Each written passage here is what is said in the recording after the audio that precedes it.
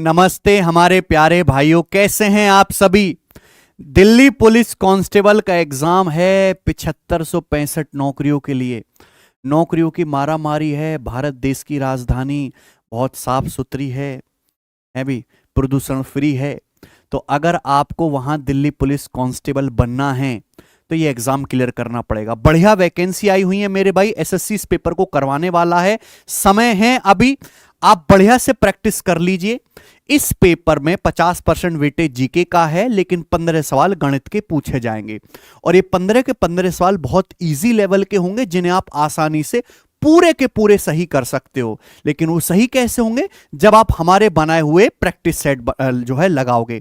तो मैंने Delhi police constable की तैयारी करने वाले बच्चों के लिए अनाउंस किया था कि हम अपने channel maths concept king by Gagan Pratap पर 10 मॉक टेस्ट कराएंगे दिल्ली पुलिस कांस्टेबल के लिए डेडिकेटेड। ये उस सीरीज का पहला प्रैक्टिस सेट है, प्रैक्टिस सेट 1। ठीक है, 10 तो मैं करवाऊंगा ही कराऊंगा कम से कम। लेकिन जैसे अभी एग्जाम में समय है, अगर आप और पढ़ना चाहोगे तो मैं आगे और भी मॉक टेस्ट करा दूंगा। ठीक है भाई। लेकिन इसका मतलब एक कतई नहीं कि केवल दिल्ली पुलिस कांस्टेबल की तैयारी करने वाले बच्चे ही ये सेट लगाएं। इस क्लास को यूपीएसआई की तैयारी करने वाले बच्चे, जिनका एमपी पुलिस का पेपर है, वो सब बच्चे भी लगा सकते हैं मेरे भाई। ठीक है ना। हाँ, और बिहार वाले भी। ठीक है, तो बढ़िया बढ़िया सवाल हैं। मैं एक एक सवाल को आपको बहुत प्यार से समय लेके समझाऊंगा। सवाल के पीछे का कॉन्सेप्ट, जो उसमें फॉर्मूला इस्तेमाल हो रहा है, वो भी मैं बताता चलूंगा। ठीक है जी, चलिए। और एक चीज मैं बता दूं कि आप हमारी एप्लीकेशन टेस्ट रैंकिंग पर अगर आप जाओगे या वेबसाइट पर, तो दिल्ली पुलिस कांस्टेबल के आपको यहां पर प्रीवियस ईयर के जितने भी पुलिस के पेपर आए हुए हैं, एमपी पुलिस का, यूपी का, दिल्ली पुलिस का, सबके प्रीवियस ईयर के मॉक टेस्ट हमने यहां पर फ्री डाल रखे हैं। आ जाओ, मैं आपको दिखा देता हूं। ये रहा दिल्ली पुलिस कांस्टेबल के। देखो, ये प्रीवियस ईयर के 68 टेस्ट फ्री हैं, तो आप इनको यहां से आकर अटेम्प्ट कर सकते हो। लेकिन एक चीज और, क्योंकि एग्जाम में समय कम है, सारा खेल प्रैक्टिस का है। जिसने जितनी प्रैक्टिस कर ली उसका बेड़ा पार है। एसएससी का ऐसा पैटर्न है मेरे भाई। केवल पढ़ने से कुछ नहीं होता, प्रैक्टिस बहुत जरूरी है। तो दिल्ली पुलिस कांस्टेबल का ये प्रैक्टिस बैच, प्रैक्टिस यानी कि हम आपको टारगेट देंगे भाई, हर एक सब्जेक्ट का, जीके का भी, मैथ का भी, रीजनिंग का भी। ठीक है भाई, और कंप्यूटर का भी। आप उस टारगेट को पूरा प्रैक्टिस करो, पूरा सॉल्व करो टेस्ट फॉर्मेट में ही। ये टेस्ट फॉर्मेट का प्रैक्टिस बैच है, मात्र 49 की फीस में, जो अभी चलेगा भैया आपके एग्जाम होने तक। दिल्ली पुलिस कांस्टेबल के लिए डेडिकेटेड जो मिल रहा है एप्लीकेशन टेस्ट रैंकिंग पे। ठीक है बच्चों, चलो तो शुरू करते हैं इसे। तो आप जरूर करें, जितने भी मैं प्रैक्टिस सेट कराऊंगा, बहुत फायदा होगा आपको। और डायरेक्ट सवाल पेपर में दिखेंगे। स्टाम्प पेपर पे लिख के ले लीजिए कि जो मैं आपको प्रैक्टिस सेट में क्वेश्चन कराऊंगा, डिजिट चेंज करके वो एज इट इज उस तरीके के पेपर में आएंगे। बहुत बढ़िया है। ऐसा नहीं कि रैंडमली, बहुत रिसर्च करके मैं पहले प्रीवियस ईयर के क्वेश्चन खुद देखता हूं कि भाई ऐसे ऐसे सवाल पूछते हैं, फिर उसके बाद मैं क्रिएट करता हूं। आ जाइए, कॉपी पेन लेके बैठो, मेरे साथ साथ सॉल्व करना है पहले सवाल से।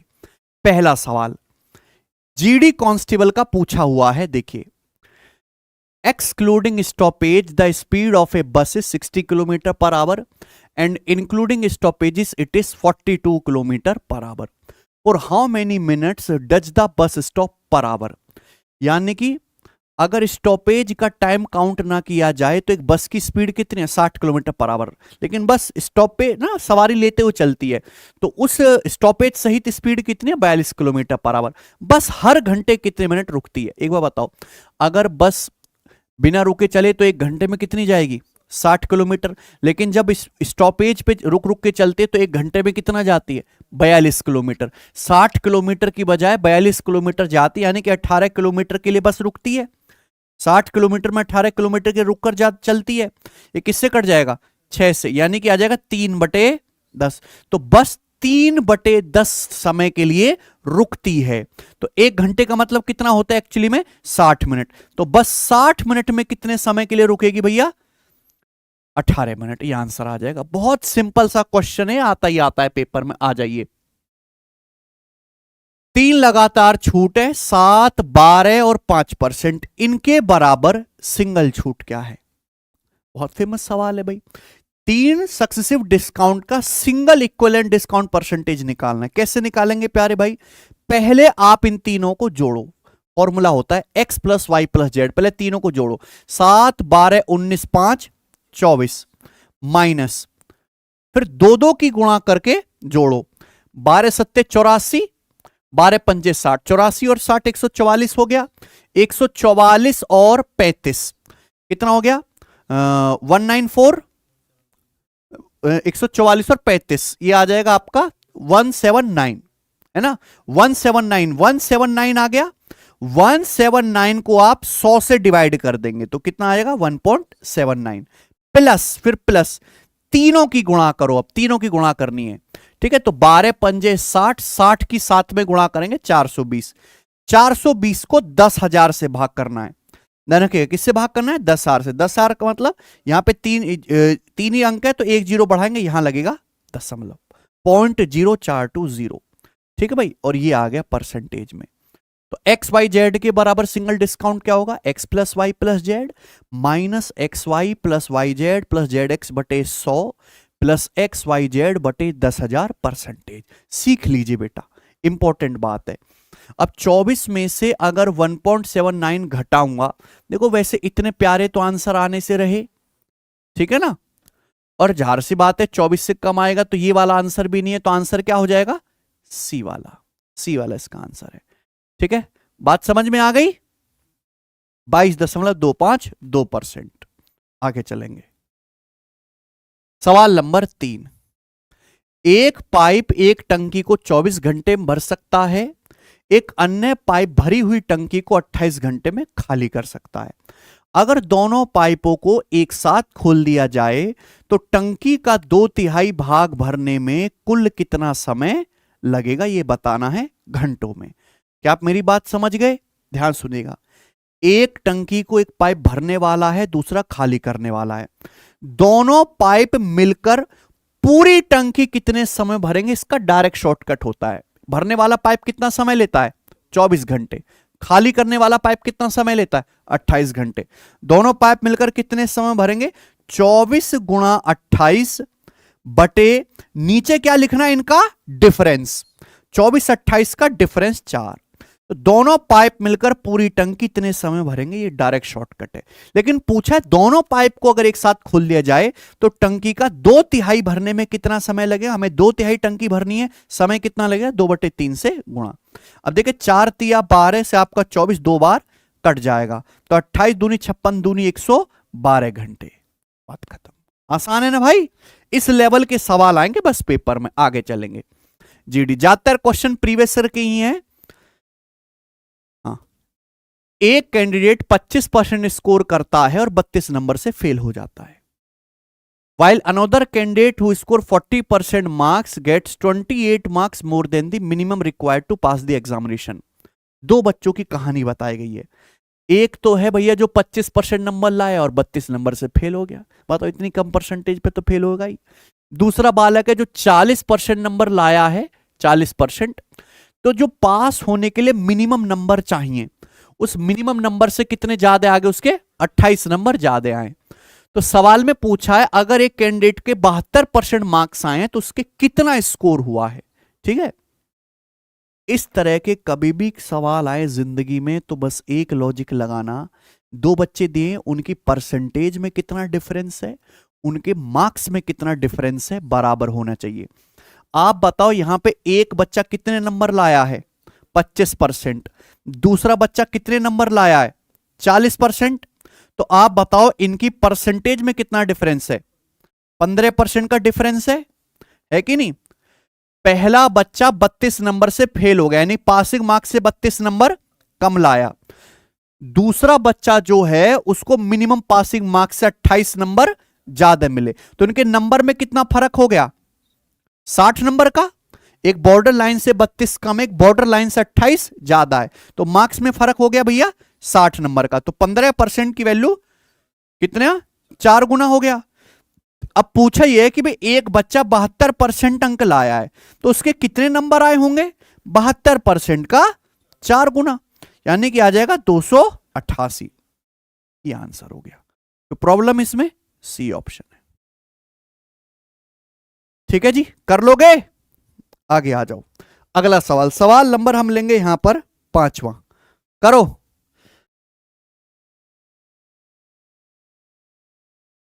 आपको लगता है कि ये आसान है, ऐसे ही करने तो कोई, सर को तो कोई शिलाजीत मिल गया। दिन भर मॉक टेस्ट कराते रहते हैं कभी से एग्जाम के, बहुत मेहनत लगती है कंटेंट बनाने में। ये लाइटों की आंखें हमारी फोड़ रही हैं लाइटें हैं, उसके बाद रिकॉर्ड करने में, और क्वालिटी वाला। यूट्यूब पे सब टाइम पास करते हैं, लेकिन हमारे कंटेंट में आपको पैसा दे के जो बच्चा खरीदता है उससे भी बेहतर फीलिंग आएगी जो मॉक टेस्ट कराते हैं। ठीक है जी, मैं रात रात भर जाग के बनाता हूँ, ये चीजें ऐसी नहीं बन जाती। चलो, एक लाइब्रेरी में रविवार को औसतन 780 और बाकी दिनों में 360 जो है विजिटर आते हैं पढ़ने के लिए। ठीक है, आजकल तो किसी और काम के लिए जाना है विजिटर लाइब्रेरी में, हैं? रील से अलावा भी कुछ काम हुआ है, हैं? रविवार से शुरू होने रविवार से शुरू होने वाले 30 दिनों के एक महीने में हर दिन विजिटर की एवरेज संख्या कितनी होगी? ठीक है जी, देखो नोटिफिकेशन आते हैं, लाइब्रेरी भर जाती है अक्सर। भाई पुलिस की वैकेंसी होगी, लाइब्रेरी फुल है, कांस्टेबल की आएगी, लाइब्रेरी फुल। असली योद्धा वही है जो शुरू से ही इंतजार नहीं करता है ना, एग्जाम डेट सर पे नाचने का, पढ़ता रहता। असली योद्धा वही है, और वही नौकरी पाते भी हैं। अब एक भैया 30 दिन का महीना है, बेहतरीन तरीका बताऊंगा। महीना है 30 दिन का, शुरू कब से होता है? संडे से। यानी कि संडे 1 तारीख को आएगा, फिर 7 दिन बाद 8 तारीख को संडे आएगा, फिर 15 तारीख को आएगा संडे, फिर 22 तारीख को आएगा, और फिर 29 तारीख को आएगा, फिर महीना खत्म हो लेगा। यानी कि महीने में कितने संडे आ गए? 5। तो महीने में भैया 5 तो संडे आ गए। तो संडे के अलावा बाकी अदर दिन कितने बचे? 25, क्योंकि 30 दिन का महीना है। यानी कि संडे और बाकी अदर डे की जो संख्या है उनका रेशियो कितना है? 1:5। ये आ गया। रेशियो लेने से सवाल हल्का हो जाता है, आपको एग्जैक्ट कैलकुलेशन नहीं करनी। अब संडे के दिन लाइब्रेरी में कितने विजिटर आते हैं? 780। और बाकी दिन कितने विजिटर आते हैं? 360। पूछा पूरे महीने में मिलाकर, पूरे महीने का मतलब Sunday plus other day, Sunday plus other day में मिलाकर महीने में जो एवरेज विजिटर आते हैं लाइब्रेरी में उनकी संख्या बताइए। और जहां प्लस आएगा वहां क्या लगता है? डेविएशन या वेटेड एवरेज। यहां तो डाटा आसान है तो वही लगा लेते हैं। संडे के भैया कितने विजिटर आ रहे हैं? 780। बाकी 5 दिन है, अगर हर दिन 360 लोग आएंगे तो कितने विजिटर आएंगे टोटल? 360 गुणा 5, 1800। 1800 और 780 टोटल कितने हो गए? 2500। 2580 विजिटर हो गए भैया कितने दिन में? टोटल 1 और 5 6। ये पूरे महीने में विजिटर की एवरेज संख्या आ गई। ठीक है, तो 6 चौक 24 और 1 6 3 18, 430 हो गया। 430 विजिटर एवरेज आते हैं पर डे होल मंथ के लिए। ठीक है भाई, आसान है। सवाल नंबर 6, एक घनाभ के 3 संलग्न पृष्ठों के पृष्ठीय क्षेत्रफल 5, 16 और 20 सेंटीमीटर स्क्वायर है। घनाभ का आयतन ज्ञात कीजिए। इसके बिना सवाल पेपर हो ही नहीं सकता मेरे भाई, कंप्लीट किसी ना किसी शिफ्ट में जरूर आएगा। घनाभ ऐसे समझो कि जैसे मान लो एक किताब है, ये बढ़िया सा घनाभ है, आप अपना कमरा देखो चाहे। अब इसका ये कोई भी कोई कोना पकड़ लो, कोना पकड़ लिया, इस कोने पे 3 आयत मिलते हैं। एक सामने दिख रहा है, एक हो गया लेफ्ट, और एक हो गया ये बेस। इनको बोलते हैं हम एडजेसेंट फेसिस या संयुग्मी फलक।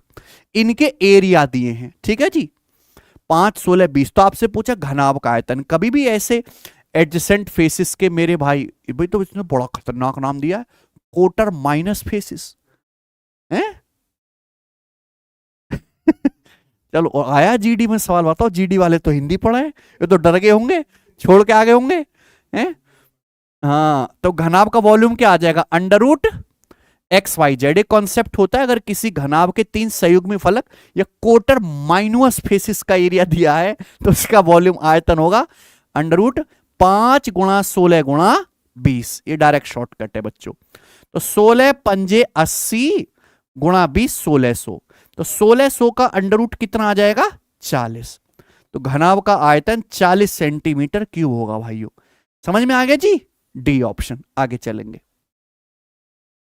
जब पूर्णांक n को 9 से भाग दिया जाता है तो शेषफल 4 आता है। भाई एक संख्या मान लो n है, हम इसको किससे भाग करते हैं? 9 से। तो n को 9 से भाग करने पर रिमाइंडर या शेषफल 4 है। बोला है अगर संख्या 15n को 9 से भाग दिया जाए तो शेषफल क्या होगा। देखो आपने डिवीजर सेम रखा, पहले भी 9 से भाग कर रहे थे, अब भी 9 से। आपने संख्या 15 गुना कर दी, पहले संख्या n थी अब 15n होगी, तो जो एक्शन संख्या में होगा वही शेषफल में भी होगा। संख्या 15 गुना कर दी है आपने तो शेषफल भी 4 का 15 गुना आएगा, अब 60। लेकिन क्या 9 से भाग करने पर 60 होगा, शेषफल नहीं।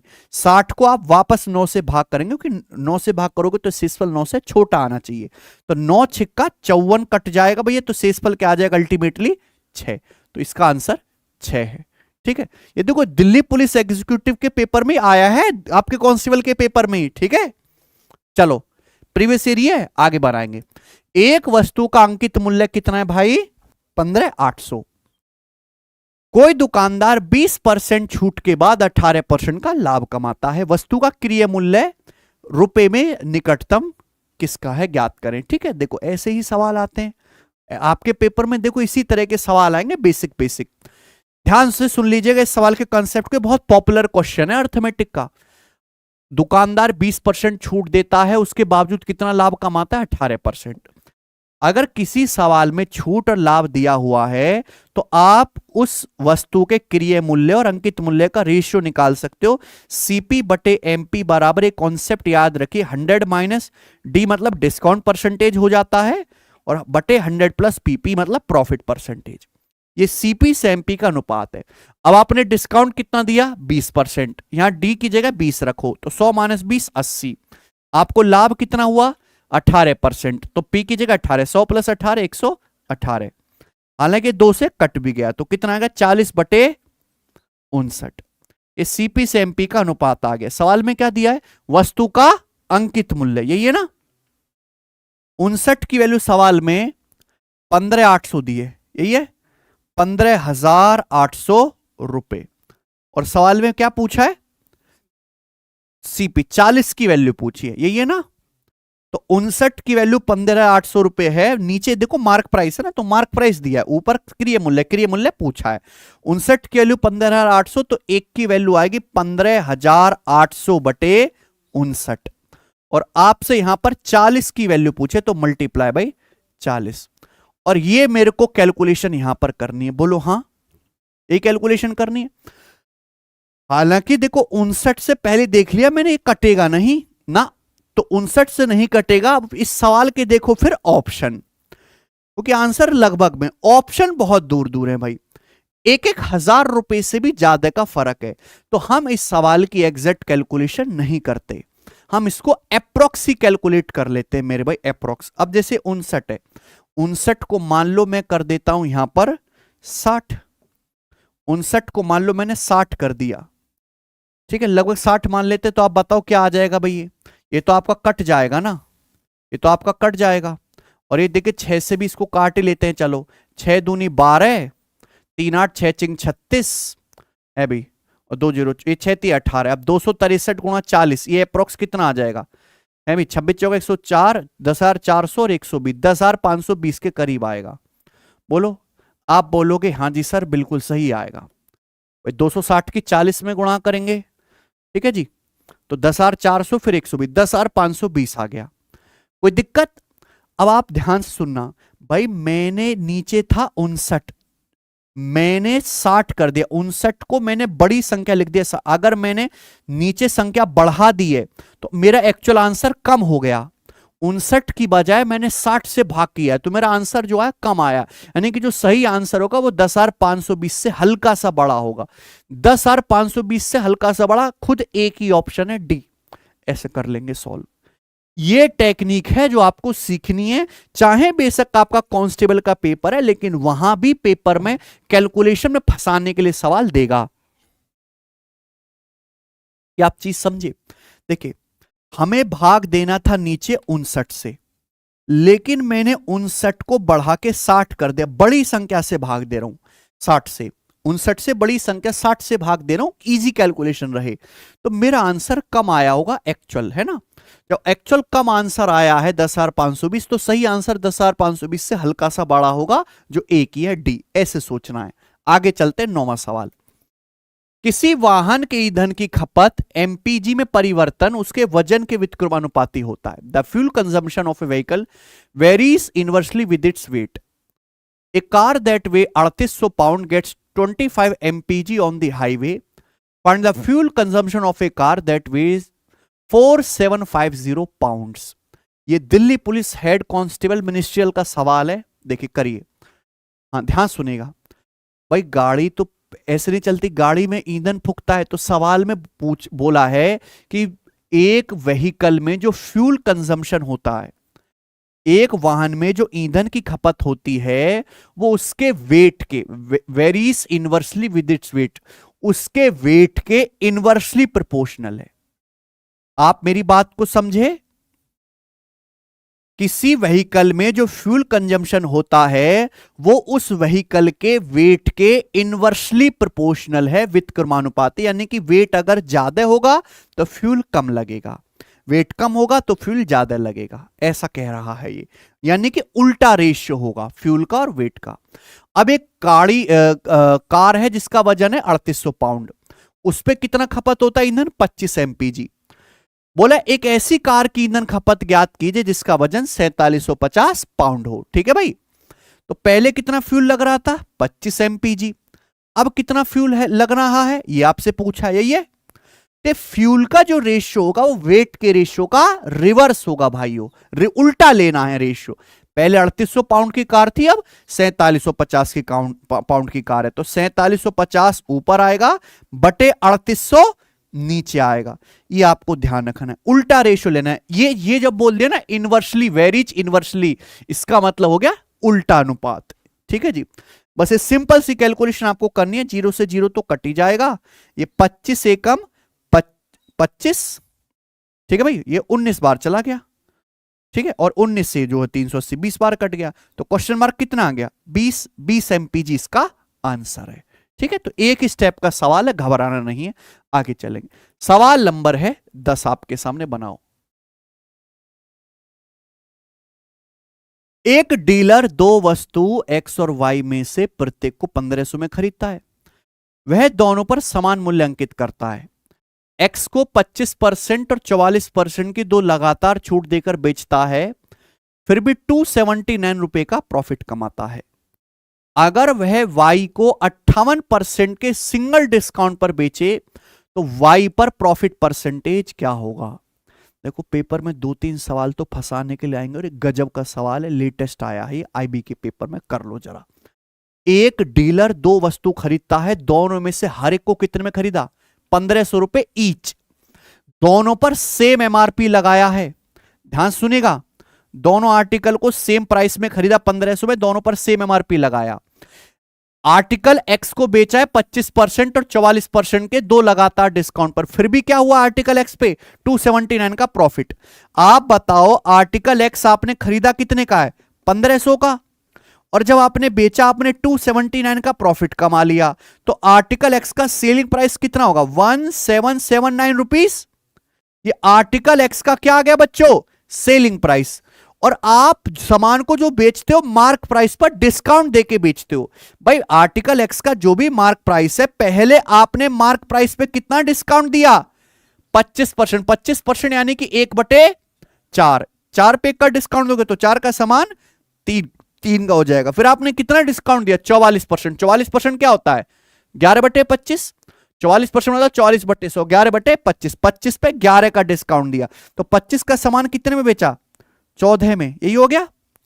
और ये किसके बराबर है? 1779 रुपीस के बराबर होना चाहिए। भाई मार्क प्राइस पे डिस्काउंट देने के बाद क्या आएगा? आर्टिकल एक्स का सेलिंग प्राइस, ही मैंने इक्वल कर दिया, तो यहां से आर्टिकल एक्स का अंकित मूल्य आ जाएगा। ठीक है भाई, चलो ये किससे कट रहा है? देखो 2 से जो कट रहा है, पहले 7 बार और ये 2 बार, उसके बाद ये 7 से कट रहा है, 7 दूनी 14 है और 3 7, 7 पंजे 7 से नहीं कट रहा ना, 3 से ही कटेगा केवल, 3 से काट लेते भाई। 3 पंजे 15, 2 3 नाम 27, 3 तिया 9, तो अंकित मूल्य कितना आ जाएगा? आर्टिकल एक्स का अंकित मूल्य कितना आएगा? जल्दी से बताइए भाई। आर्टिकल एक्स का अंकित मूल्य 25 दूनी 50 की इधर गुणा हो जाएगी। 593 गुणा 50 बटे 7, ये आर्टिकल एक्स का अंकित मूल्य आ गया। किसी को कोई तकलीफ है इस सवाल में तो मुझे बता दो, अभी तक कुछ भी नहीं किया, समझ में? मार्क प्राइस पे डिस्काउंट दिया है 25% का, 44% का, सेलिंग प्राइस 1779 के बराबर कर दी। ये एक सवाल अच्छा, अच्छे से समझ लीजिए। 25 दूनी 50 दूर चला गया, 7 नीचे आ गया। अब आ जाते हैं हम आगे के सवाल पे। वाई को 58% के छूट पर बेचता है, वाई पर लाभ क्या होगा? भाई वाई और एक्स दोनों का कॉस्ट प्राइस भी सेम है और मार्क प्राइस भी सेम है। आर्टिकल वाई का सीपी कितना है? 1500 रुपए, और मार्क एक्स और वाई दोनों को समान मूल्य अंकित किया है, दोनों पर समान मूल्य अंकित करता है, तो ये आर्टिकल वाई एक्स वाई का भी मार्क प्राइस यही होगा। ये आर्टिकल वाई का मार्क प्राइस है, इसको बेचा उसने 58% के डिस्काउंट पर। 100% पे अगर 58% का डिस्काउंट दोगे तो सामान बेचोगे कितने? 42% में। ये आर्टिकल वाई का मार्क प्राइस है। अब आपने 58% डिस्काउंट दिया, 100 पे 58% डिस्काउंट दिया, तो बेचा कितने में आपने? 42%। 42% की फ्रैक्शन वैल्यू 42/100। ये आर्टिकल वाई का क्या आ गया? Selling price. आपसे क्या पूछा है? लाभ, लाभ प्रतिशत, यानी कि सीपीएसपी का क्या ले लो? रेशियो। बात खत्म। ये 50 से 2 बार चला गया, ठीक है। 7 दूनी 14 तिया 42 हो गया। 3 से भैया आपका 1500 500 बार चला गया, तो 500 रेशियो क्या आ गया? 593। तो पूरे डाटा को 100 से डिवाइड कर दें, पूरे रेशियो को, ओके 100 हो जाएगा। और ये 593 को अगर हम 100 से भाग करेंगे तो कितना आ जाएगा? 118.6। 500 बटे 500 हो गया, 90 बटे 5 18 हो गया, 3/5 हो गया। मैंने आपको सर आपको कहां से सपना है कि 5 से भाग करो? ये बेस 100 बन गया, सीपी 100 बन गया, तो डायरेक्ट आंसर किस में आएगा? परसेंटेज में। 100 का सामान 118.6 में बिका, तो आपको 18.6% का फायदा हो गया। और यही सवाल का आंसर है, ऑप्शन नंबर सी। ठीक है सवाल बच्चों, मजा आ गया कि नहीं करके? तो पेपर में 2-3 ऐसे सवालों के लिए माइंड मेकअप करके जाए, सारे नहीं होंगे जरूर ऐसे। हाँ, अगला करेंगे 11वां सवाल है। ये दिल्ली पुलिस जो है, दिल्ली पुलिस कांस्टेबल का ही पूछा हुआ है प्रीवियस ईयर का 2020 में। जब 5542 को 5755 को 6181 को बड़ी से बड़ी संख्या x से डिवाइड किया जाता है तो हर दशा में समान शेषफल मिलता है। x का मान किसके बीच में है वो रेंज बतानी है। देखो, एक बड़ी से बड़ी संख्या है x, जिससे इन तीनों संख्याओं को डिवाइड करने पर हर बार सेम शेषफल बचता है। तो बड़ी से बड़ी संख्या कैसे पता करेंगे? सीधा कॉन्सेप्ट है बेटा, ये हर सवाल, हर एग्जाम में आने वाला सवाल है। 2-2 का पेयर बना के डिफरेंस लो। 5755 में से 5542 घटाओ, कितना आएगा मेरे भाई? ये आ जाएगा आपका 213। 2-2 का पेयर बनाकर डिफरेंस लीजिए।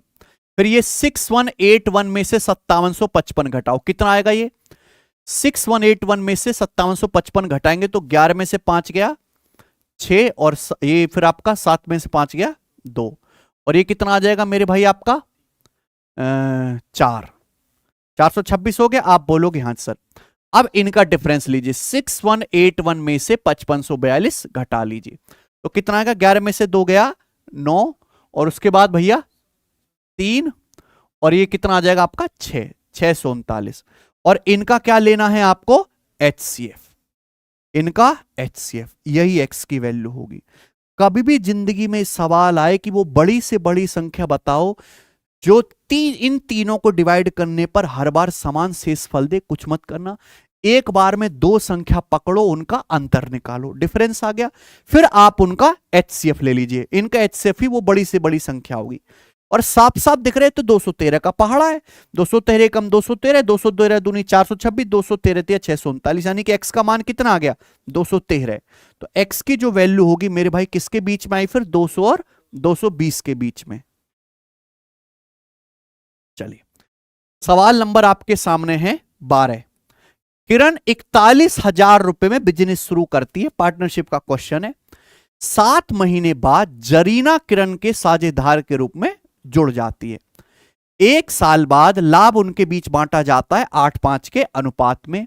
तो पूछा है इस कंट्रीब्यूशन में जरीना का योगदान कितना है, इन्वेस्टमेंट में जरीना ने कितना कंट्रीब्यूट किया है।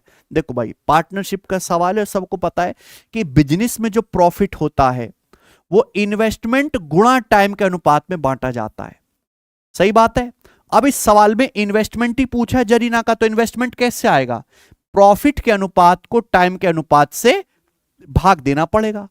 अब यहां पे दो लड़कियां हैं, किरण और जरीना, ये भी बिजनेस शुरू कर रही हैं, बताओ, तुम लोग नहीं कर रहे, ठीक है जी। तो किरण और जरीना जो हैं 41, किरण 41,000 से बिजनेस शुरू करती है। एक साल बाद उनको प्रॉफिट किस अनुपात में होता है, 8:5 के अनुपात में। ये प्रॉफिट का अनुपात हुआ। अच्छा, टाइम की अगर बात करें तो इन्होंने कितने समय के लिए जो है बिजनेस में पैसा इन्वेस्ट किया, किरण ने बिजनेस शुरू किया, 7 महीने बाद जरीना किरण के साथ जुड़ जाती है। किरण तो भाग के नहीं गई, ये बिजनेस कितने समय के लिए चला गया, 1 साल, 1 साल यानी कि 12 महीने। तो किरण ने बिजनेस में पैसा पूरे 12 महीने के लिए लगाया है। जरीना बिजनेस के 7 महीने बाद आई है, बिजनेस शुरू हो गया, 7 महीने तक जरीना का कोई अता पता नहीं, यानी कि जरीना ने केवल आखिर के 5 महीने के लिए बिजनेस में पैसा इन्वेस्ट किया है। तो ये इन दोनों के टाइम का अनुपात आ गया।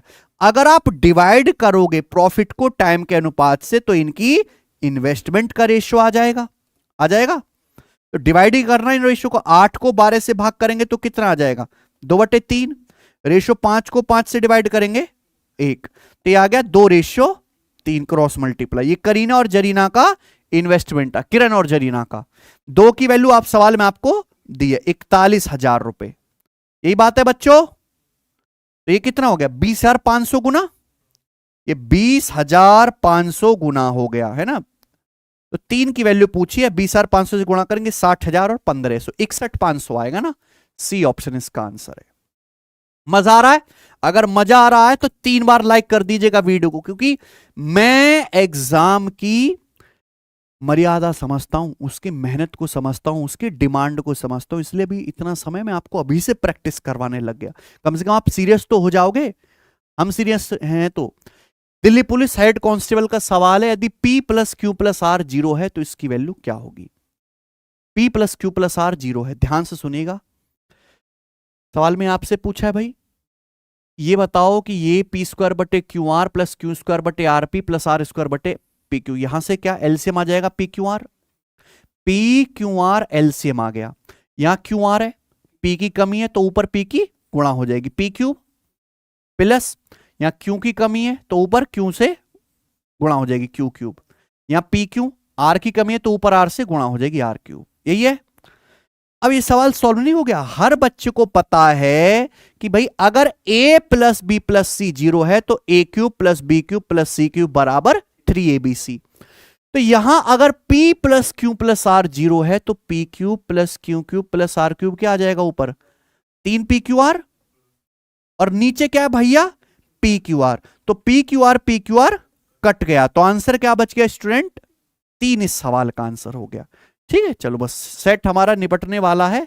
सवाल नंबर हम लेंगे आपके सामने यहां पर 14। प्यारे भाइयों देखो, लिख के ले लीजिए, दिस इज ए वायरल सवाल। ठीक है, आएगा पेपर में, इस समय ये ट्रेंडिंग में।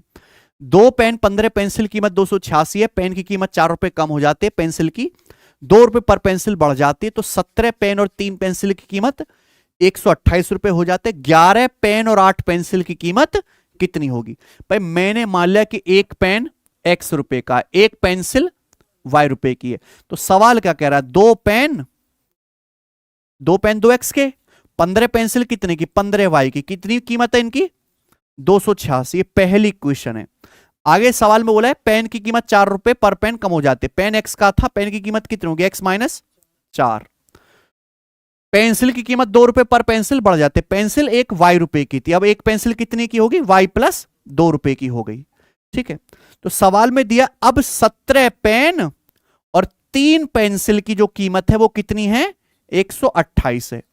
तो यहां से हम सॉल्व कर सकते हैं जी, बताओ भाई। 17 की X में गुणा करेंगे 17X, 3 की Y में गुणा करेंगे 3Y। अब आप खुद बता दो, 17 चौका ये माइनस का 68 और ये प्लस का 6, कितना आ जाएगा? माइनस का 62, -62 उधर राइट साइड में जाके जुड़ जाएगा, तो कितना आ जाएगा? ये 128 में 62 जोड़ देंगे तो 190। तो ये सेकंड इक्वेशन बन गई। सेकंड इक्वेशन है भाई 17x प्लस 3y बराबर 190। किसी बालक को इसमें कोई डाउट? अब यहां से सॉल्व करके एक्स वाई की वैल्यू निकालनी है अपन को, या तो x को सेम कर लो या y को। देखो यहां y सेम करना आसान है, यहां तो 2 17 बराबर करना पड़ेगा, यहां 15 यहां 3 है, तो यहां 3 को अगर 15 बनाना है तो इस दूसरी इक्वेशन को 5 से गुणा कर दो और इनको घटा दो। तो यहां देखो प्यारे भाई, ये 2x है, ये 17 पंजे 85x है, 2x और 85 का डिफरेंस 83x हो गया।